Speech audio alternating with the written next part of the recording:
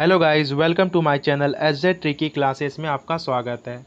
Guys, आज हम लोग मैथ के टॉप 10 क्वेश्चन पढ़ने वाले हैं।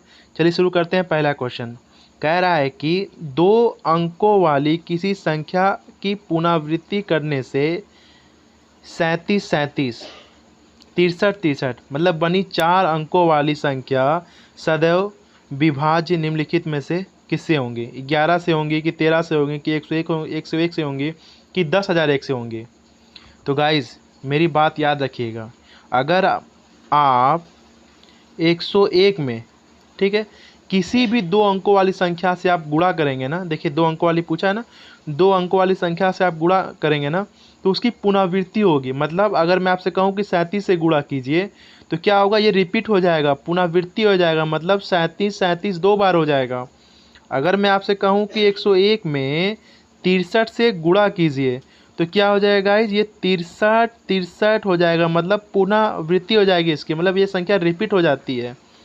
मैं अगर आपसे कहूँ कि 101 में दो संख्या, मतलब कि मान लीजिए 29 से गुणा कीजिए तो ये रिपीट हो जाएगा गाइज, 29 हो जाएगा। आप गुणा करके चेक भी कर सकते हैं।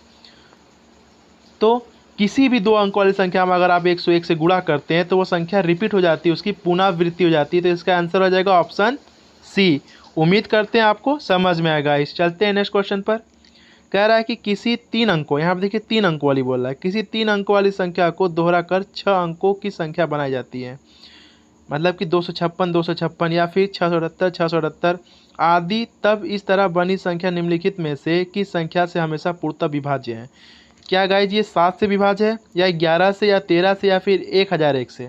देखिए वहाँ पर दो अंक वाली संख्या आती है, इसलिए 101 से गुणा करने पर वो 4 बार रिपीट होती थी, ठीक है, मतलब कि 37 दो बार हो गया था। बट यहाँ पर देखिए तीन अंकों वाली संख्या है गाइज, तो यहाँ पर आप 1001 में ना गाइज आप तीन अंकों की संख्या से आप गुणा करेंगे तो ये तब ये रिपीट होगी। तो देखिए तो क्या हो जाएगा गाइज, क्या हो जाएगा? 256 हो जाएगा, ठीक है। अगर मैं आपसे कहूँ कि 1001 में आप 678 से गुणा कर दीजिए, मतलब तीन अंकों की संख्या से गुणा कर दीजिए तो ये रिपीट हो जाएगा गाइज, मतलब 678 हो जाएगा गाइज। अगर मैं आपसे कहूँ कि 1001 में आप 297 का गुणा कीजिए तो क्या हो जाएगा गाइज? ये रिपीट हो जाएगा, 297, ठीक है। तो इसका आंसर हो जाएगा ऑप्शन डी। उम्मीद करते हैं आपको समझ में आएगा। इस चलते हैं नेक्स्ट क्वेश्चन पर। कह रहा है कि तीन धनात्मक संख्याओं में से पहली तथा दूसरी संख्या का गुणनफल 42, दूसरी तथा तीसरी संख्या का गुणनफल 56, तीसरी तथा पहली संख्या का गुणनफल 48 है, तदनुसार तीसरी संख्या क्या होगा? तो गाइज देखिए मैं आपको लॉजिक बताता हूँ, ट्रिक बताता हूँ, ध्यान से देखिएगा, ठीक है। कह रहा है आपसे कि पहली तथा दूसरी का गुणनफल 42, तो गाइज पहली, ठीक है, पहली तथा दूसरी का गुणनफल कितना है? कहेंगे सर 42 है। कितना है? 42 है, ठीक है। फिर क्या कह रहा है कि दूसरी तथा तीसरी का 56, दूसरी, ठीक है, तथा तीसरी का क्या है? 56, ठीक है। फिर क्या कह रहा है कि तीसरी तथा पहली का 48, ठीक है। तो आप कर लीजिए, तीसरी तथा पहली का कितना है? तो 48 है, ठीक है। देखिए यहाँ पर देखिए ये दो कॉमन है ना गाइस, यहाँ पर देखिए थर्ड तीसरी संख्या कॉमन है ना, इसी प्रकार इसके अंदर से भी कॉमन निकलेगा। अगर मैं इसे कहूँ कि इसका फैक्टर कीजिए तो क्या होगा? कहेंगे सर 42, यानी 7 6 का 42, ठीक है। इसमें से क्या निकलेगा? 56 कहेंगे तो 7 8 56, 48 का कहूँगा तो क्या कहेंगे? 8 6 के 48, ठीक है।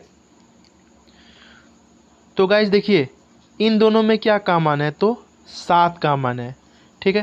तो आपकी पहली संख्या क्या हो जाएगी? पहली संख्या आपकी हो जाएगी 6, ठीक है, ये आपकी हो जाएगी पहली संख्या। अब देखिए इसके अंदर क्या कॉमन है गाइज इन दोनों में? तो 8, ठीक है। तो आपकी दूसरी संख्या क्या हो जाएगी? 7, ठीक है। जो बच जाएगा वो आपके कॉमन हो जाएगा, तो यह हो जाएगा आपकी दूसरी संख्या। तो अब देखिए 6 निकल गया, 7 निकल गया, तो बचा क्या? 8 ही ना। तो आपकी तीसरी संख्या क्या हो जाएगी? 8। गाइज आपकी तीसरी संख्या क्या हो जाएगी? आपकी तीसरी संख्या हो जाएगी 8, ठीक है, ये आपकी हो जाएगी तीसरी संख्या। तो देखिए किस ऑप्शन में है गाइस, 8, तो ऑप्शन डी। उम्मीद करते हैं आपको समझ में आएगा गाइस। चलते हैं नेक्स्ट क्वेश्चन पर। कह रहा है कि उन 3 क्रमागत संख्याओं का गुणनफल कितना होगा जिनका योगफल 15 है। जब कभी आपको ऐसा क्वेश्चन दिखे ना कि 3 क्रमागत संख्याओं का गुणनफल कितना होगा जिनका योगफल 15 है, तो आप औसत का रूल लगा दीजिएगा, एवरेज का रूल लगा दीजिएगा। औसत बराबर क्या होता है आपको पता होना चाहिए गाइस। औसत बराबर क्या होता है, औसत बराबर होता है कुल राशियों का योग, कुल राशियों का योग, ठीक है, कुल राशियों का योग बटा में क्या होता है, राशियों की संख्या, राशियों की संख्या होता है, ठीक है, ये आपको पता होना चाहिए।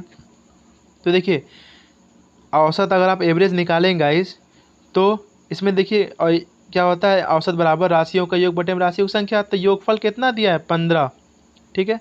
राशियों की संख्या कितनी है, देखिए 3 क्रमागत यानी 3 है, काटेंगे तो कितना होगा, 3 5 15, ठीक है। ये जो देखिए याद रखिएगा एक ट्रिक है, एक लॉजिक है गाइस कि औसत सदैव बीच में होता है, औसत सदैव बीच में होता है। तो औसत कहाँ पे हो जाएगा, बीच में।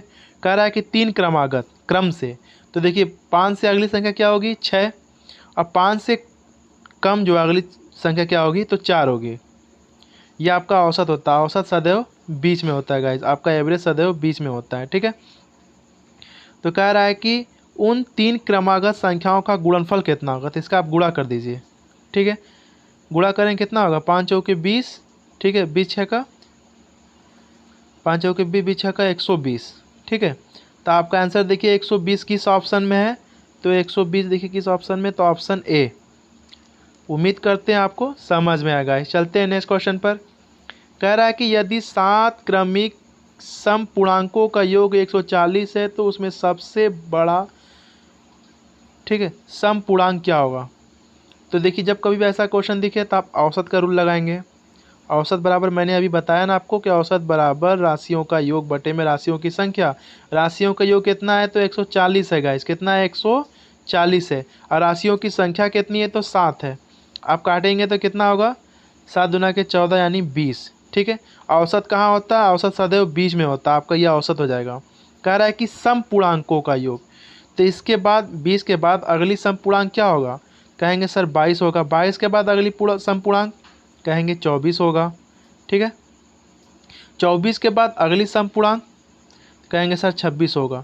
अब देखिए 20 से कम जो है सम पूर्णांक क्या होगा, तो कहेंगे 18 होगा। तो उससे कम 14 होगा, सॉरी उससे कम 16 होगा, ठीक है। और उससे कम क्या होगा, तो 14 होगा। तो कह रहा है कि सबसे बड़ा सम पूर्णांक कितना है गाइस, 26। 26 देखिए किस ऑप्शन में, तो ऑप्शन डी। अगर सबसे कम पूछता तो कितना होता, 14 होता है। उम्मीद करते हैं आपको समझ में आया गाइस। चलते हैं गाइस नेक्स्ट क्वेश्चन पर।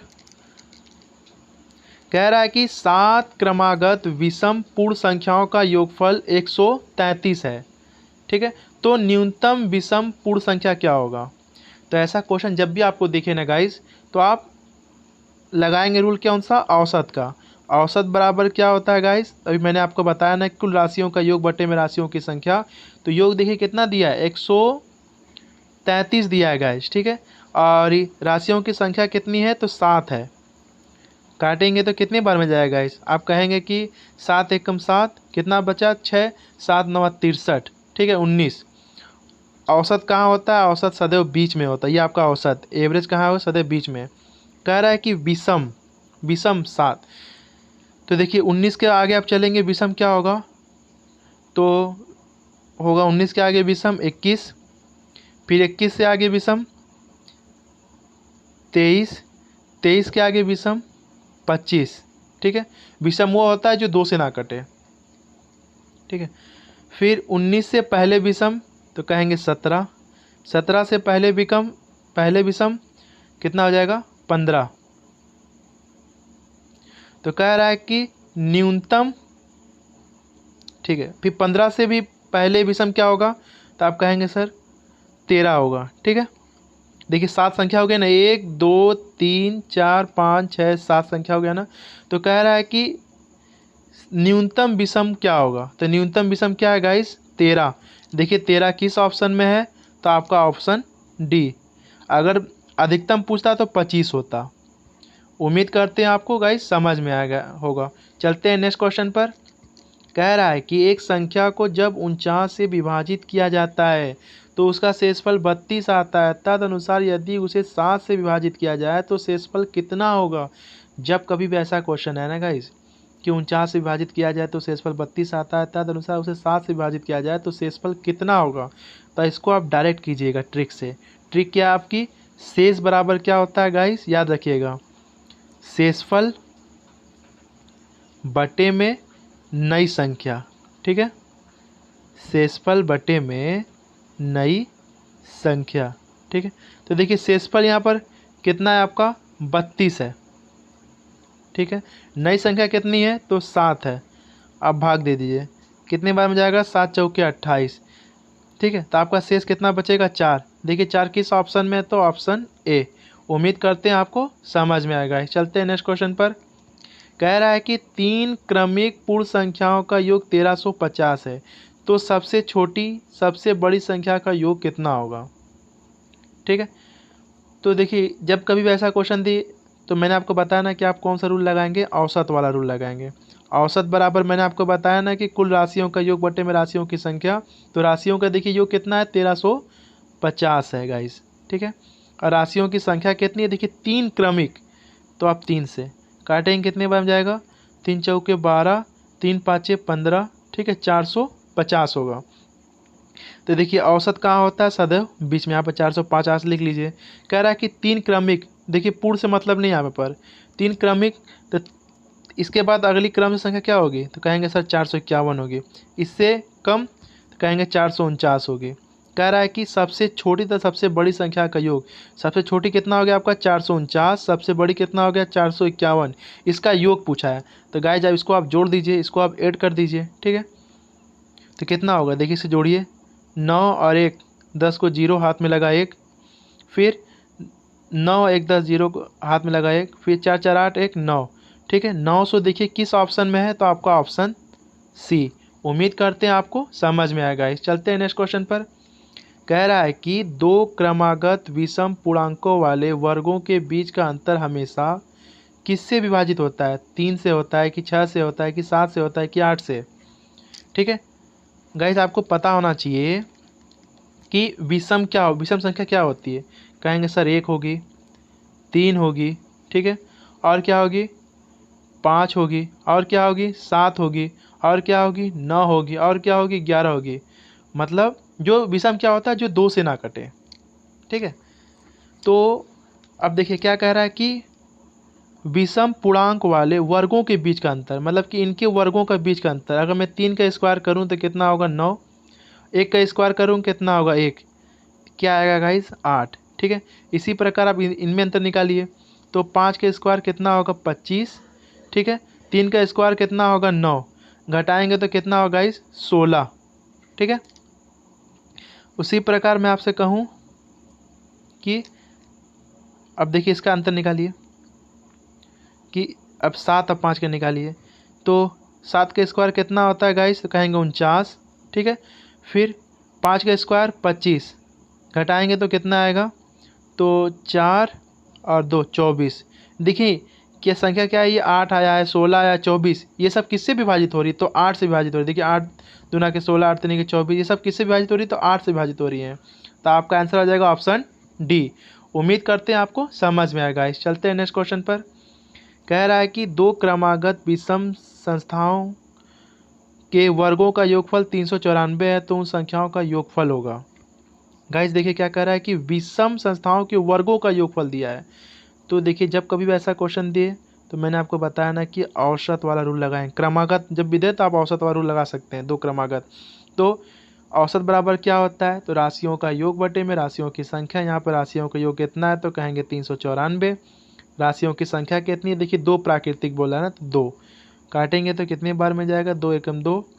ठीक है, कितना बचा फिर 19 दून, कितना बचा 19, तो 18। ठीक है, 9 होगा, फिर कितना बचेगा आपका, 1 बचेगा, तो 2 साते 14।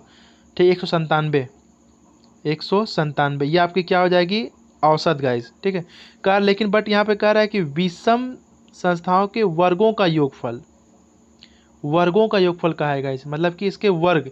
तो देखिए 197 से आगे अगर वर्ग की बात करें, देखिए इससे कम वर्ग की बात करें तो 14 होता है, ठीक है। 14 का कितना होता है, 196 होता है, बट वो सम संख्या है।